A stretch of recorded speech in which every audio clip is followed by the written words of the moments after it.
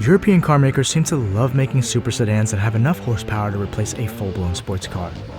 No one else has really been able to capitalize on that segment, except for these big boys. Today, we'll be looking at two cars from Cadillac's flagship V-Series.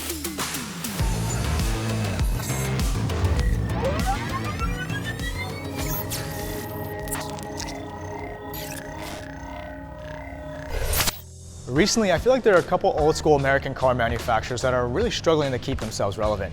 Buick, Lincoln, Cadillac, those are the ones that come to mind. Cadillac obviously being the most popular at the moment, but it's no secret that for a long time they've been trying to reinvent themselves as a car brand that's not only luxurious, but sporty and desirable too. In a lot of ways, I feel like they're copying the recipe that BMW, Mercedes, and Audi have been perfecting for a long time.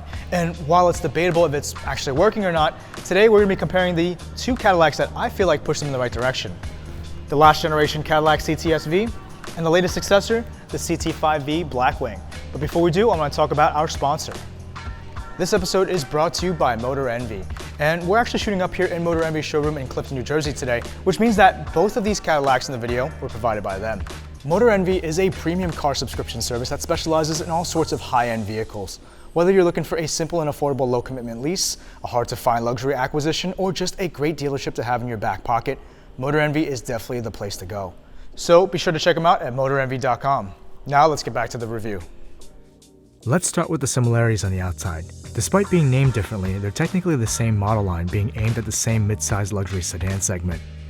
That means both cars are front-engine, rear-wheel drive, four-door sedans that can seat up to 5 passengers. The CT5 has a slightly longer wheelbase, which in theory should give you a little bit more rear seat room, but the CTS-V is oddly about 2.5 inches longer in physical dimensions. I think that's because Cadillac decided to make the CT5 more of a fastback design versus a conventional sedan where there is less of a sloping rear roofline. Some people hate the departure to the fastback look, but I'm personally a fan. It makes it sportier and also gives it the potential for slightly more trunk space. The front end is also a lot less angular and more futuristic looking on the Blackwing, but it loses the muscular raised hood lines and the vents on the CTS. So although the Blackwing looks good on its own, it doesn't feel as masculine or aggressive when you put it next to the CTS-V. I also really like what they did with the side fender vent on the Blackwing, but the one on the CTS-V is also pretty classy looking too. On the back they both have quad exhaust tips and options for larger deck lid spoilers, but the Blackwing is significantly more modern looking with everything being more angular. Couple that with an almost 2-inch wider stance and wider 305 tires, it makes the CTS-V look a little bit dated here. In terms of powertrain, they are both using the tried and true LT4 from the C7 Z06. For those who aren't familiar, that's the 6.2-liter supercharged small block V8. On the CTS-V, it makes 640 horsepower and 630 pounds of torque. The only available transmission is GM's own 8-speed automatic, which is actually a pretty terrible gearbox for any high-performance sports car. I'm honestly disappointed that Cadillac didn't do anything different with the Blackwing, except add 38 more horsepower and 29 pounds of torque to the recipe. Sure, I get the if it ain't broke mindset, but a whole new generation deserves a little bit more in my opinion. The major advantage that the Blackwing has over the CTS though is the fact that you can spec it with a 6-speed manual gearbox. And that's honestly a rarity in this day and age. None of the Germans give you that manual option anymore, so for those who are purists, this is the one. Otherwise, you're stuck with a pretty quick shifting 10-speed auto that's a big step up from the trashy 8-speed. Things get really different on the inside where the Blackwing gets a host of interior upgrades. The seats, the steering wheel, the center stack layout, and the gear shifter are the obvious differences that I noticed first. But because the CTS-V already had a pretty decent digital instrument cluster, it doesn't feel like it lags too far behind. In fact, the infotainment on the Blackwing isn't that much better despite being newer and having a higher resolution picture. The digital dash in the Blackwing also isn't too much more advanced than the CTS either. Sure, it's more responsive, brighter, and crisper with more data screens, but I don't feel like you're missing much with the older version. You can spec Recaro race seats on the CTS, but the diamond stitching on the CT5 make it look sleeker, more luxurious, and sportier. However, they aren't nearly as comfortable as the front and the rear seats in the old CTS. Speaking of seats, the CT5 has this weird feature where it vibrates your butt as an alarm for your 360 obstacle detection system. The moonroof is also not my cup of tea. I prefer the normal one in the CTS versus the weird dual roof situation in the Blackwing. Both steering wheels here are wrapped in Alcantara, but I feel like GM's version of Alcantara just doesn't really hold up to long-term use. The pallets in the Blackwing look pretty cool on their own, but the material and the feedback on the old CTS-V ones are actually better and more satisfying to operate. The new AKG sound system also isn't a big upgrade, but I feel like in cars like these, the exhaust note is way more important. So let's listen to those and see which one sounds better. Keep in mind that they both rock the same engine, so it might be pretty close.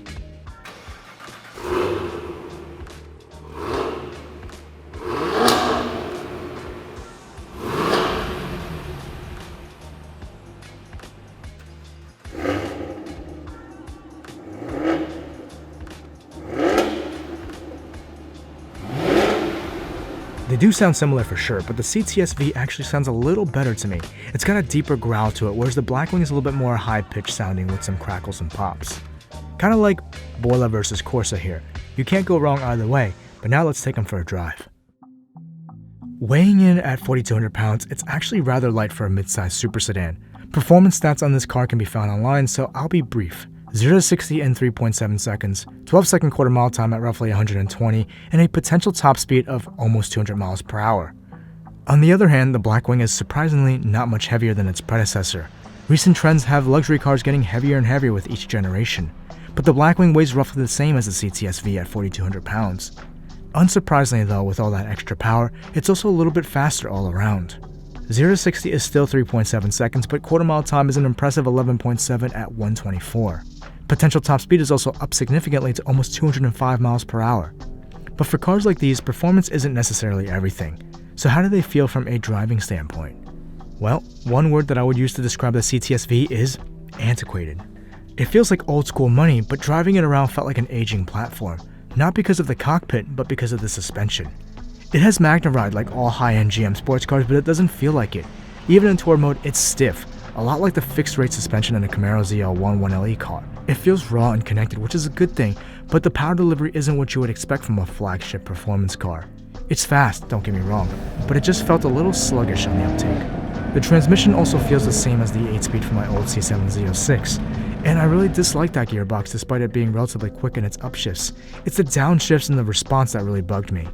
Other than that, steering was pleasantly heavy, cornering felt good, but not as spectacular as some of the other reviews would indicate, and you could also hear a bit of that blower whine when you chugged along, which is always appreciated. Overall, this vehicle just felt like it came from an era of GM cars that predated the C7 Corvettes. It was definitely not their heyday, and if I had to compare the driving experience of this car to a BMW M5, it would be the E60 generation, and even then, it would be no contest because of the V10 and the Beamer. The Blackwing, though, described in only one word, would simply be sophisticated. The suspension is smoother, the different drive modes actually feel like they make a difference, and the cockpit feels more intuitive, despite the fact that the infotainment still uses a pretty primitive operating system. The steering is lighter and less direct, but it's still pretty good in overall feedback. I also like having all the PTM controls right on the steering wheel, but what really makes a difference to me is the power delivery and transmission. It just gets up and goes, unlike the CTS-V, which felt like it had a more narrow power band. The Blackwing's gearbox also shifts with more confidence. Not dual clutch levels of satisfaction you'd find on the C8 Corvettes, but enough for you to feel engaged as a driver. The heads-up display looks a little bit small in the Blackwing, but it's crisper, brighter, and displays more data. Something I didn't particularly like about the car was the seats not being as supportive as they looked. Great for larger folks, but don't expect a Recaro hug in here. Other than that, I would say that if you put an F90 M5 and a Blackwing in front of me, I would have a pretty hard time picking the Beamer because the Blackwing just has that much more appeal. Obviously, there's a lot to like about the CTS-V successor, and frankly, who wouldn't want to take the newer, fancier, shinier, faster car? But I don't know, there's something about the CTS-V, it's like a strange charm. It's nowhere near as refined, but it feels more manly, sort of Hellcatish, and is more comfortable when you're not actually driving the car. But the current market value of both vehicles is about 30 grand apart. CTS-Vs are in the high 60s, low 70s, whereas the Blackwing is in the upper 90s, low 100s. If you're looking for a modern luxury experience that you would normally only find in something like an M5, E63, or R7, then the Blackwing is finally a decent variable when it comes to this equation. But if you just want something that's really freaking fast in a straight line, still has 4 doors, and you don't want to have a Hellcat, then the CTS-V is a bargain value that looks the part. I like the more muscular front end and the stance of the CTS, but the overall aesthetics and the softer suspension of the CT5 do it for me. I wouldn't mind either car in my garage though, but let me know what you guys would pick in the comments below. That's going to do for me on this episode, and as always, I will catch you all on the next one. I hope you guys enjoyed this video as much as I did making it. If so, hit that like button and share the video with your friends.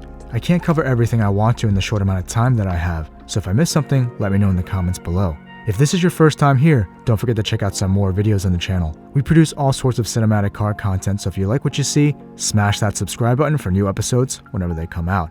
Thanks for watching.